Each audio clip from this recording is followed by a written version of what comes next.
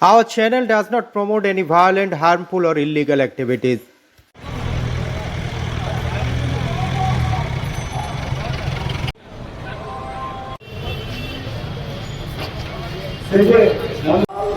এবং যদি কেউ ড্রাইভার আন্দোলনের আগে যে ভূমিকা গ্রহণ করেছিলেন, অথচ এবং বিজেপি শাসিত সরকার সে মন্ত্রীদেরকেই প্রাধান্য দিতে চাইছে না।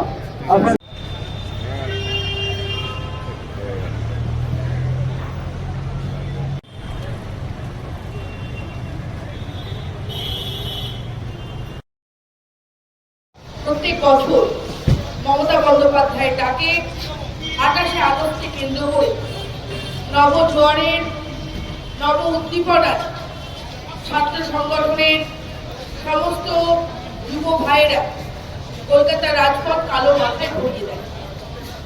এবছরের সন্ধিক্ষণটা অত্যন্ত তাৎপর্যপূর্ণ।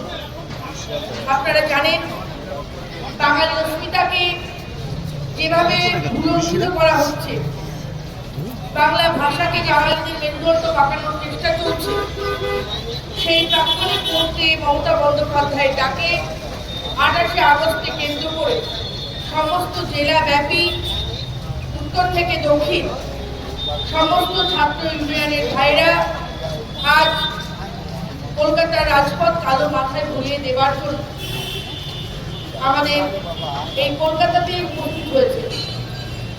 আপনারা প্রত্যেকটা তৃণমূল কংগ্রেসের কর্মী যারা বিভিন্ন জেলা থেকে কলকাতায় উপস্থিত হয়েছে, তাদেরকে বলবো আপনারা সুশৃঙ্খলবদ্ধভাবে গন্তব্যস্থলে পৌঁছে যাবেন।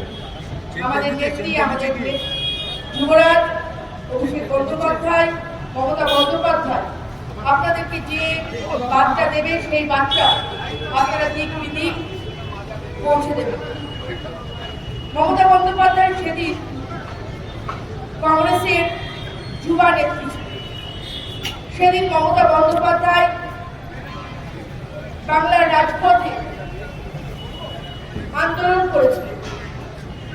করেছিলেন, মানুষের জন্য আন্দোলন করেছিলেন, খেটে খাওয়া মেহনতি মানুষদের উদ্দেশ্যে। সেই জায়গায় দাঁড়িয়ে মমতা বন্দ্যোপাধ্যায়ের উপরে অকথ্য অত্যাচার করেছিল সেই সময়কার বুদ্ধজ্যোতি পুলিশ। সেদিন যখন মমতা বন্দ্যোপাধ্যায় এই প্রতিবাদ নিয়ে দিল্লি পৌঁছেছিলেন, তিনি বুঝতে পেরেছিলেন এটা তরুণদের সরকার। কেন্দ্রে সবুজ হলেও রাজ্যে সমস্ত সময়ই লাল। তাই তিনি সেই অসহিষ্ণুতাকে ত্যাগ করে তিনি বাংলার জন্য, বাংলার মানুষের জন্য, বাংলার ছাত্র যুবদের জন্য এবং বাংলার প্রত্যেকটা প্রান্তরে প্রান্তরে আওয়াজ উঠেছিল বদল নয় বদলা, বদলা নয় বদল। আমরা জানি মাননীয় মুখ্যমন্ত্রী মমতা বন্দ্যোপাধ্যায়ের হাত ধরে বাংলার আপামর জনসাধারণ, বাংলার সাধারণ খেটে খাওয়া মানুষ থেকে শুরু করে সমস্ত মানুষ সেদিনকে বাংলার বুকে গড়তে উঠেছে। আজ ঠিক সেই দিনটা দেখবার সময়, যখন ছাত্রদের আন্দোলনে, ছাত্রদের আওয়াজে, ছাত্রদের ভাষায় আজ বাংলা তথা দিল্লি এক সূত্রে গাঁথার সময় এসেছে।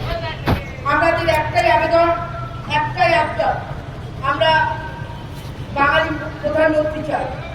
যেমন বাংলার মুখ্যমন্ত্রী মমতা বন্দ্যোপাধ্যায় হওয়ার পর আপনারা দেখেছেন বিভিন্ন প্রকল্পের মাধ্যমে বাংলার প্রত্যেকটা মানুষের প্রান্তরে দুয়ারে দুয়ারে পৌঁছে গেছে। ঠিক সেইভাবে আজকে বিহারে যেভাবে মানুষের উপরে অত্যাচার হচ্ছে, আজকে মধ্যপ্রদেশে যেভাবে মানুষের উপরে অত্যাচার হচ্ছে, আপনারা জানেন প্রত্যেকটা ঘরে প্রত্যেকটা মানুষকে তাদের পরিচয়পত্র দিয়ে প্রমাণ করতে হচ্ছে তারা ভারতবর্ষের নাগরিক। যারা কাগজ দেখতে চাইছে, তাদের নিজেদের কাগজ যদি আমরা দেখতে চাই, দেখা যাবে তারা নিজেদের কাগজ দেখাতে পারছে না। আর তারা আমাদেরকে বলছে যে আপনারা ভারতবর্ষের নাগরিক কিনা দলিল, দস্তাবেজ আর জন্মের প্রমাণপত্র দিয়ে দেখা। আমরা বলতে চাই বারংবার, বলতে চাই উদ্ধত কণ্ঠে, যারা আজকে ভারতবর্ষকে আর ঠিক করে দিচ্ছেন, তারা স্বাধীনতা আন্দোলনের সময় কোথায় ছিলেন? বাঙালিরাই ছিল প্রধান দিক নির্দেশক। আমাদের এখান থেকে নেতাজি সুভাষচন্দ্র বোস, আমাদের এখান থেকে মাতঙ্গিনী হাজরা, আমাদের এখান থেকে ক্ষুদিরাম বসু, তারা স্বাধীনতার জন্য প্রাণ দিয়েছে। আর যদি বলি, যারা নন বেঙ্গলি ভাষায় কথা বলে, যারা বাংলার অস্তিত্বটাকে বোঝেন না, যারা বাংলাটাকে বোঝেন না, যারা বাংলার মাটিকে বিখণ্ডিত করবার চেষ্টা করছেন, তাদের উদ্দেশ্যে বলবো, বাংলার মাটি দুর্জয় ঘাটি, বাংলার মাটি আন্দোলনের মাটি, বাংলার মাটি সোনার মাটি, বাংলার মাটি সোনার থেকেও খাঁটি। আর এই বাংলার মাটি, বাংলার মেরুদণ্ডকে যারা বিকিয়ে দেবার চেষ্টা করছে, বাংলার জনগণ সমাজে গণতান্ত্রিক পদ্ধতিতে জবাব দেবে।